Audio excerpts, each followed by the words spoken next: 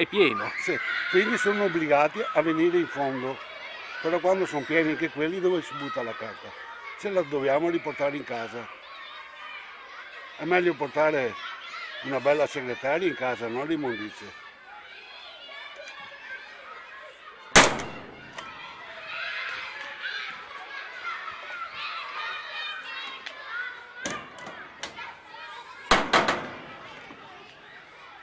E qui quando passano? Sempre fra 10 giorni, perché passano ogni 15 giorni a svuotare la plastica. Evidentemente non tutti sono entusiasti del nuovo metodo di raccolta differenziata attivato nel comune di Mira. Qui siamo in via Alberoni ad Oriago, accanto ad un complesso condominiale piuttosto esteso dove, e la denuncia, il nuovo sistema va immediatamente al collasso. Non si può raccogliere l'immondizie tipo la plastica, il vetro ogni 15 giorni. E l'umido? L'umido vengono 2 volte alla settimana, però ci hanno messo un cassonetto grande, vedi?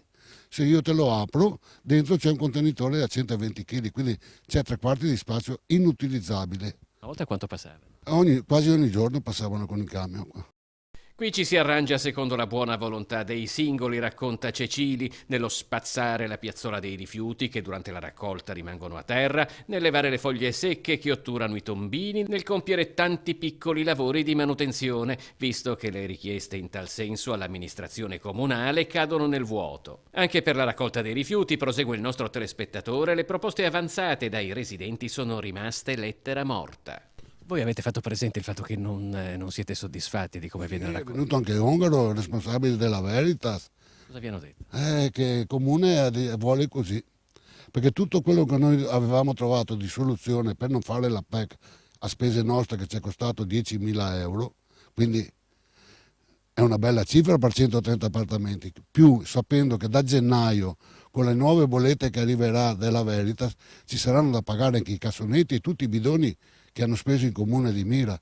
E ha cercato di parlare col sindaco? Sì, ho parlare con il sindaco, perché io abito su un appartamento di 72 metri quadri, siamo in 3 persone e ci avevano obbligato a tenere in casa 5 bidoncini dell'immondizie.